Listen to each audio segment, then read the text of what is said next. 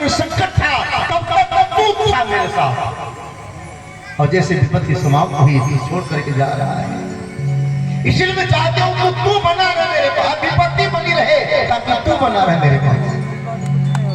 और श्याम सुंदर, विपत्ति जब जब थी तब तुम थे, और तुम तो थे ही तुम्हारे साथ साथ। जब तुम दिल्ली में रहते थे हस्तिनापुर में, तो तुम्हें मिलने के लिए, तुम्हारे दर्शन करने के लिए अपने बहुत संत हैं, जो ऐसे महापुरुष हैं। वो महापुरुष, वो संत तुमसे मिलने आते थे कन्हैया। वो आते तो तुमसे मिलने थे, लेकिन उनका दर्शन हम भी यहीं बैठे बैठे कर लेते थे। तो महाराज जी कथा सुनने आए हैं, लेकिन लाभ हम लोगों को मिल रहा है कि महाराज जी का दर्शन हम लोग कर रहे हैं। दुगुना लाभ है। गोस्वामी जी ने मानस में कहा, बहुत ही अधिक संत कर देखा। संतों की बड़ी महिमा है। पूज्य महाराज जी का फिर से बहुत बहुत स्वागत। मैं निवेदन कर रहा था आपसे, महाराज मनु बरबसराज सुतही निपदीना, नारी समेत गमन बंदीना। जबरदस्ती अपने पुत्र को राज दिया। एक चीज और बताऊं, पहले के जो पिता होते थे, बेटा संपत्ति लेना नहीं चाह रहा हो, जिम्मेदारी लेना नहीं चाह रहा हो, जबरदस्ती दे देते थे। पर आजकल के पिता कहते जब तक हमारी सांस चल रही है तब तक चाबी नहीं देंगे तुमको। हाँ हाँ, देखो नियम यही है,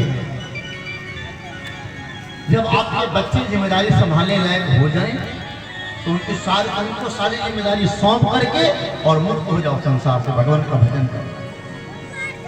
सास लोगों को भी चाहिए कि जब दशरथ जी भी आई किए थे ना, आ जाए तो अपनी तिजोरी की चाबी उसको दे दो,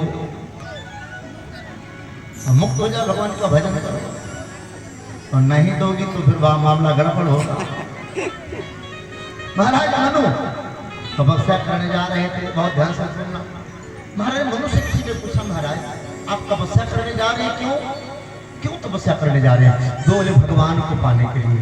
तो बोले भगवान को पाने अगर जाना था आपको तो अब तक जब तक अयोध्या के महल में रहे तब तक तो शत्रुपा को साथ में रखा, पत्नी को साथ में रखा, लेकिन जब जंगल जा रहे हो भगवान को पाने तो फिर पत्नी को साथ में लेकर जा रहे हो। कितनी बढ़िया बात है। मनु जी ने बड़ी अच्छी बात कही। मनु जी ने कहा, दुनिया वालों, अगर कोई व्यक्ति परमात्मा को पाना चाहे तो उसे अकेले भजन करने जाना होगा, लेकिन अगर कोई व्यक्ति भगवान को पुत्र के रूप में पाना चाहे तो उसे अकेले नहीं, पत्नी को साथ में लेकर जाना होगा। तो मैं भगवान को भगवान के रूप में नहीं, भगवान को तो पुत्र के रूप में पाना चाहता हूँ। इसीलिए पुत्र तब होगा जब पत्नी साथ में होगी। फिर पूछा गया मनु जी से, महाराज आप भगवान को पुत्र के रूप में पाना चाहते हो, क्यों? पुत्र तो दो ही आपके पास, परिवर्तन होता है। मनु जी ने क्या गजब की बात कही। मनु जी ने कहा, दुनिया वालों, पुत्र तो हमारे हैं,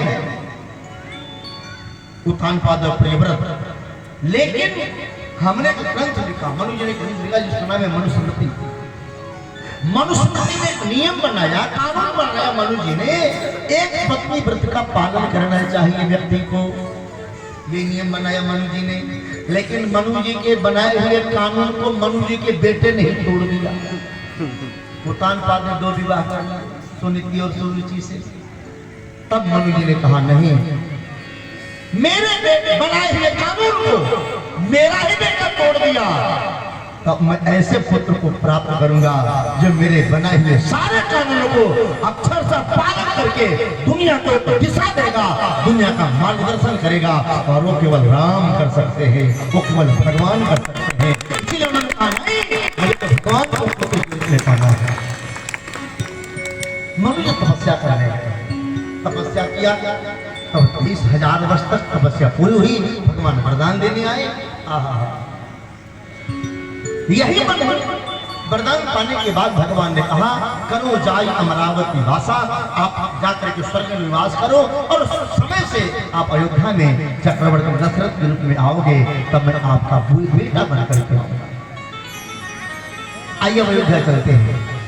चलिए चलिए। अयोध्या नरेश चक्रवर्ती दशरथ महाराज का वर्णन उनका परिचय गोस्वामी जी दे रहे हैं।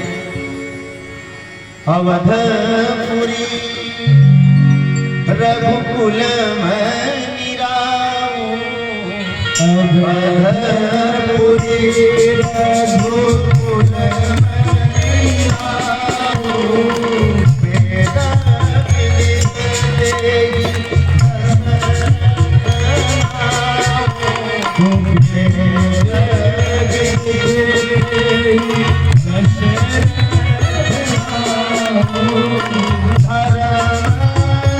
धर्म